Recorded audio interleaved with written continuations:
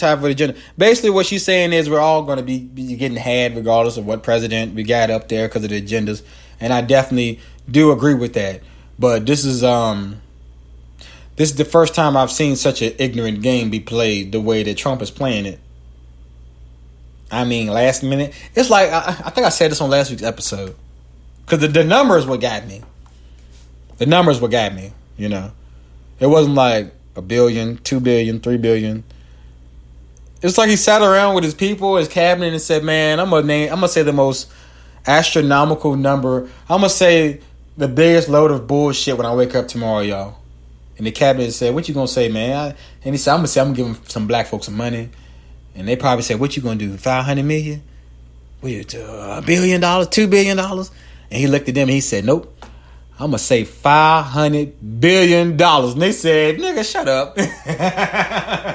You ain't gonna get on TV tomorrow and say you gonna get nobody no $500 billion. What the hell we got some $500 billion to get some goddamn black folk? We ain't got $500 billion to give out that damn said got the goddamn COVID. We already broke. We keep on borrowing. We ain't giving no black folk no $500 billion for their problems. When the last time we care about them? That's what the cabinet said.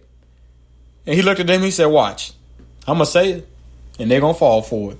Watch." Because that's all they care about is a little money. That's it. Tell them I'm giving them a stimulus check. Tell them I'm giving us $500 billion. We're in there. We got the black vote. And he got up and he said it. And people bid on it. I can't wait till you're gone. Ooh, here's some insight here, y'all. We got some insight. I got some scary talk, y'all. Oh, so. Side note. Trump, COVID, Corona. Bro, I know y'all seen the damn Simpsons predict Trump's death. Oh, here we go. Oh, we in there. Conspiracy talk, we back, baby.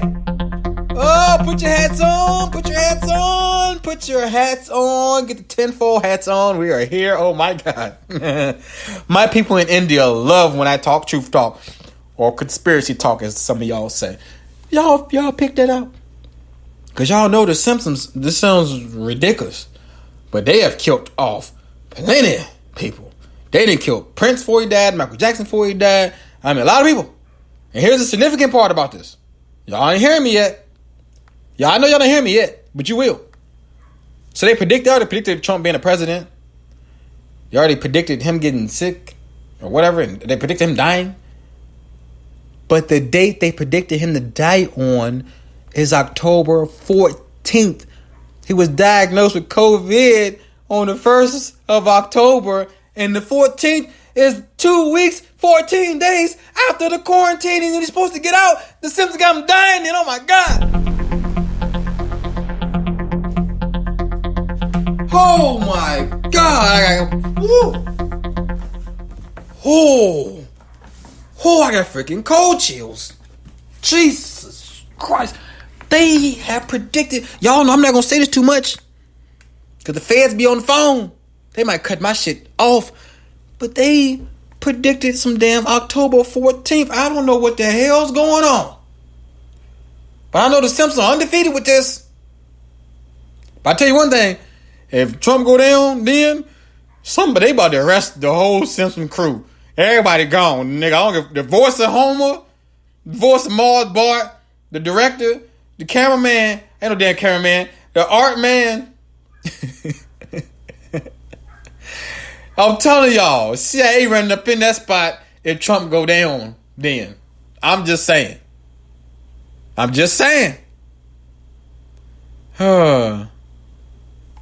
So here we go. Tony Randolph said, magically they dating. Oh, The Simpsons never had an episode where Trump died. I'm going back and watching every season closely. Okay, he says he's going back to figure out if it's true or not. Because the internet has a picture, depiction, the cartoon of him laying there like he's dead. I've seen one clip where he's president on the show coming in an elevator and he's waving at a mob of people. And there's a little kid behind him holding a sign, and the sign drops. And that's on the cartoon. And in real life, I shit you not, it's fucking scary.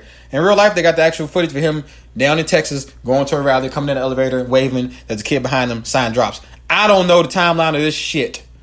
I'm going to get my research department on it.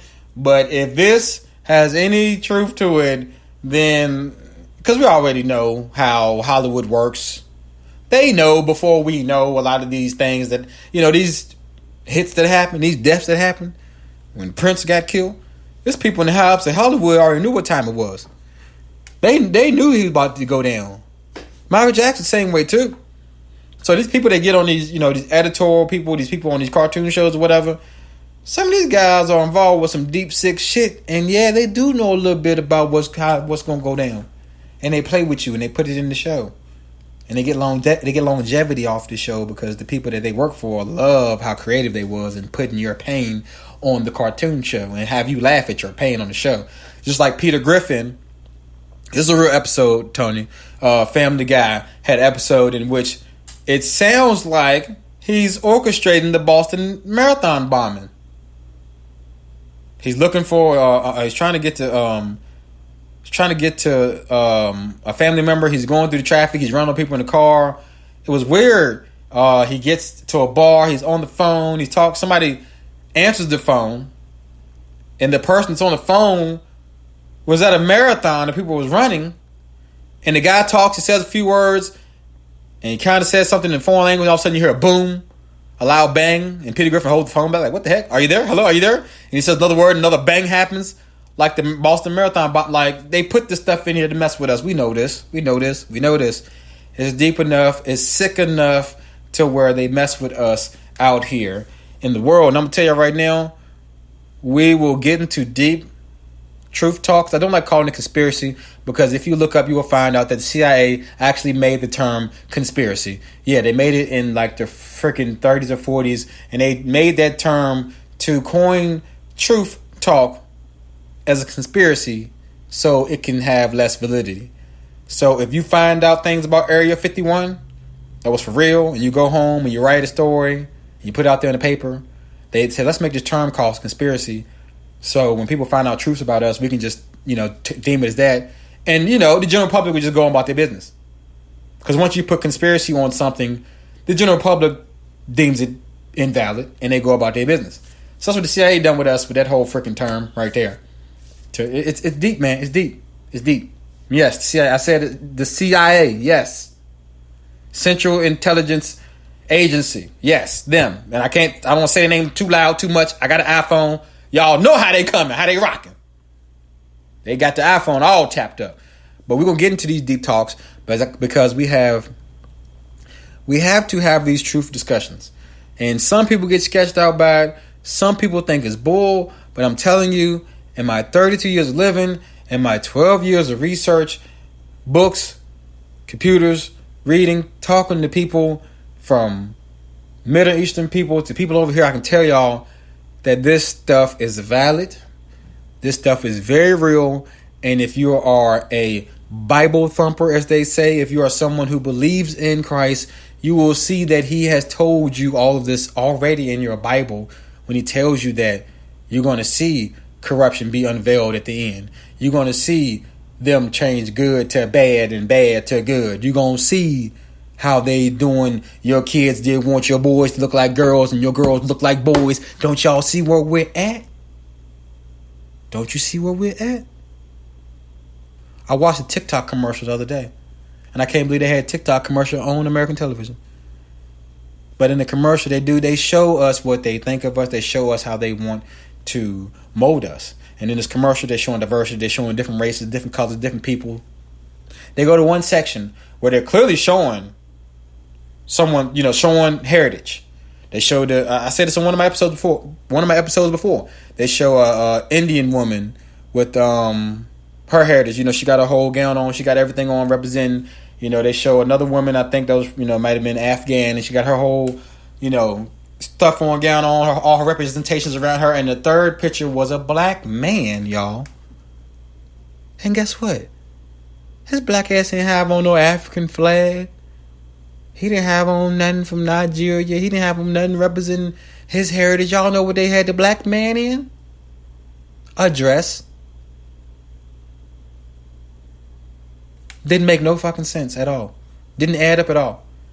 The one spot for the black man to show they never want to show us with strength and intelligence They always want to show us either ignorant, gay, tranny, and he's wearing a dress and he's doing his perking his lips out and stuff.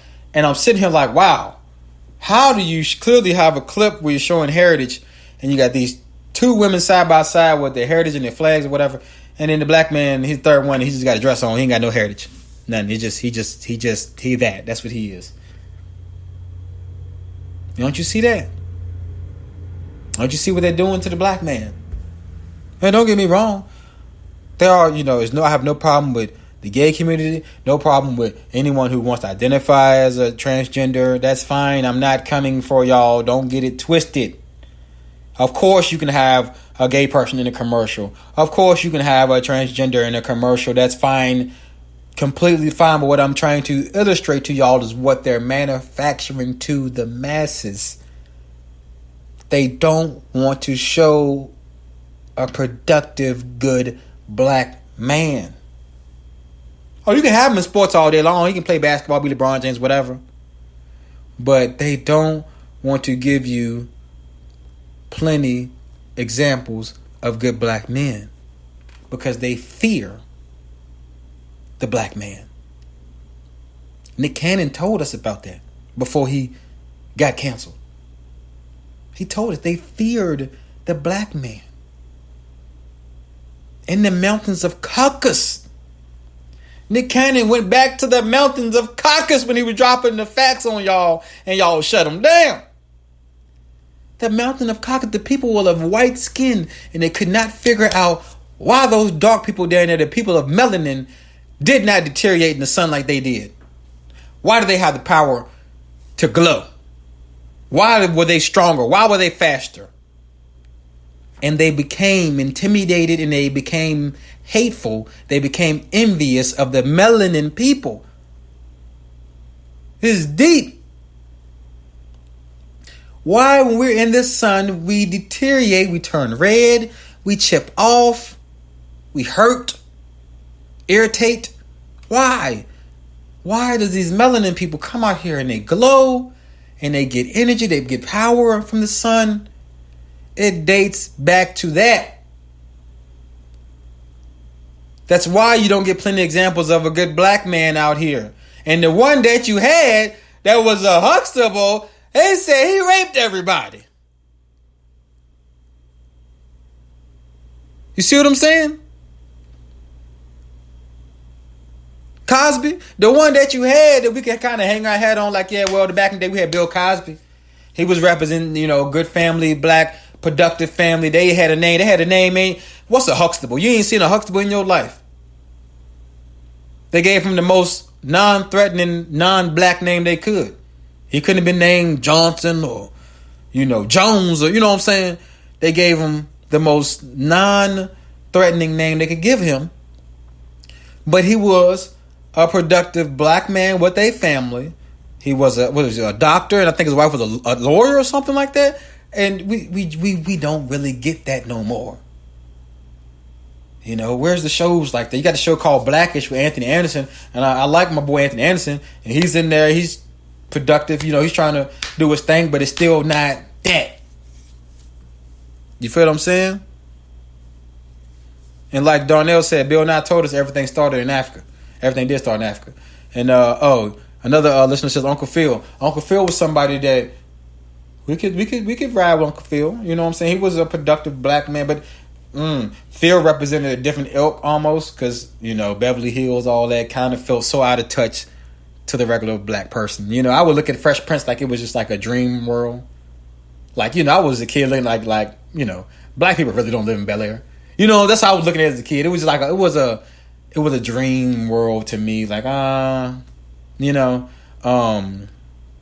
rest in peace, Uncle Phil, man. Really, man. He was a productive black man on television.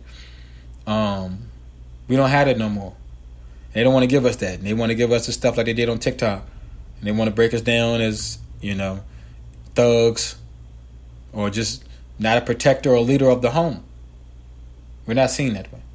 And my, hope is that we somehow get some people like Tyler Perry who has control over these situations to illustrate good, productive black men, Tyler Perry. Hopefully we